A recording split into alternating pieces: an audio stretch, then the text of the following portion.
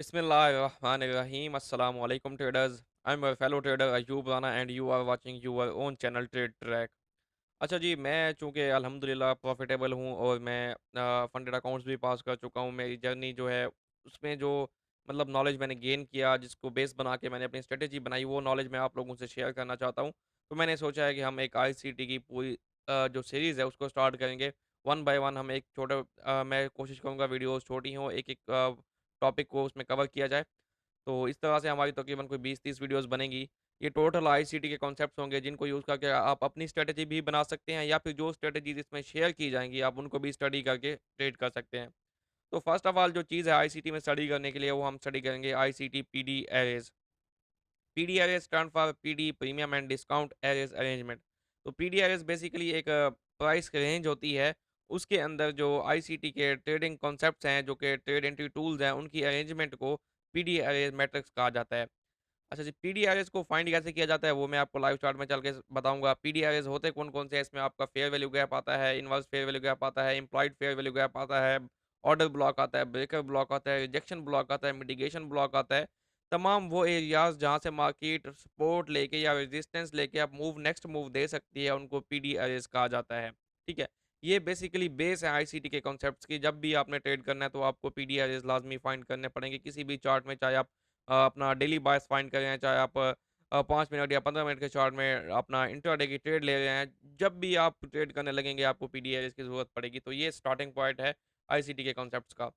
मैं आपसे अपनी स्क्रीन शेयर करता हूँ, उसके बाद हम चलते हैं आईसीटी पीडीआरएस की फाइंड करने के तरीके की तरफ कि इसको फाइंड कैसे किया जाता है चार्ट्स पे, लाइव चार्ट पे। अच्छा जी, फर्स्ट ऑफ ऑल आपने क्या फाइंड करना है, फर्स्ट ऑफ ऑल आपने फाइंड करना है एक वैलिड स्विंग हाई और valid swing low. For example price bullish trend में है, ऐसे प्राइस जाती है, तो वैलिड स्विंग लो वो होगा जो ऑलरेडी किसी लो की लिक्विडिटी ले चुका होगा, उसके बाद जाके हाई ब्रेक कर चुका होगा, और जो हाई होगा यहाँ पे, ये यहाँ पे इस हाई को ब्रेक कर चुका है, इसकी लिक्विडिटी ले चुका है, यहाँ पे भी कुछ हाईज होंगे इक्वलाइज, उनकी लिक्विडिटी ले चुका होगा, तो ये एक प्राइस रेंज बन जाएगी इस लो से इस हाई के दरमियान। तो आपने क्या करना है, एक स्विंग लो और swing high, valid swing high और वैलिड स्विंग लो मार्क करना है। अब ये जो एरिया होगा, ये आपकी डीलिंग रेंज होगी।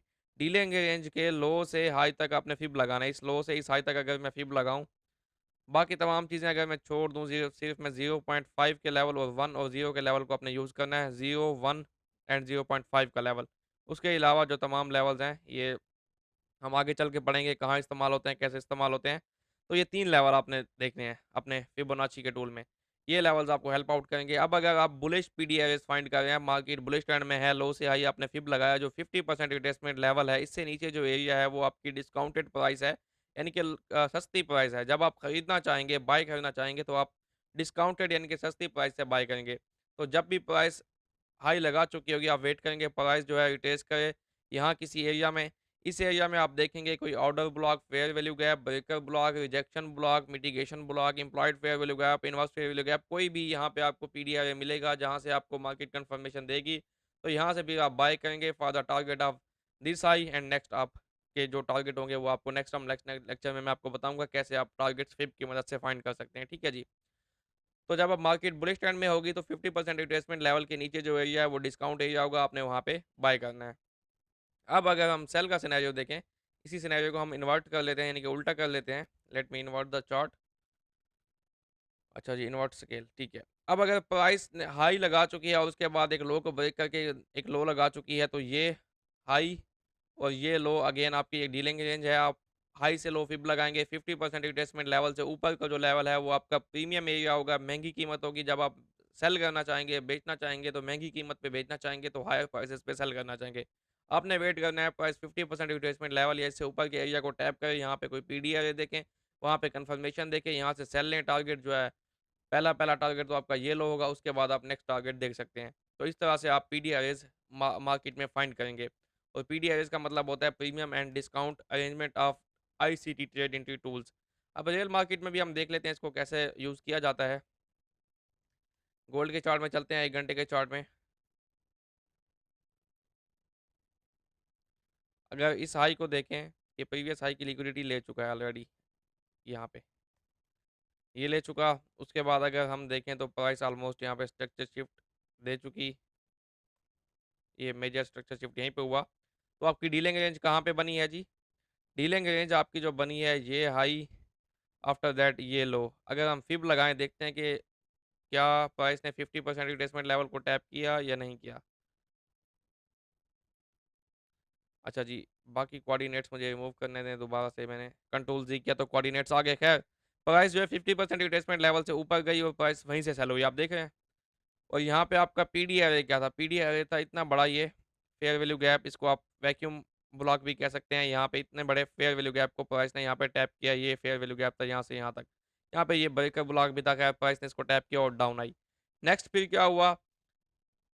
नेक्स्ट आपका पीडी जो डीलिंग रेंज बन चुकी है, वो अब बन चुकी है इस हाई से ये लो। अब आपका 50% रिट्रेसमेंट लेवल कहाँ पे आ रहा है जी? अब आपका है 2880, तो इससे ऊपर मार्केट रिट्रेस करेगी तो आप सेल करना चाहेंगे। इसी तरह अगर मार्केट बाय में होगी, तो बाय का सिनेरियो हम पीछे देख लेते हैं।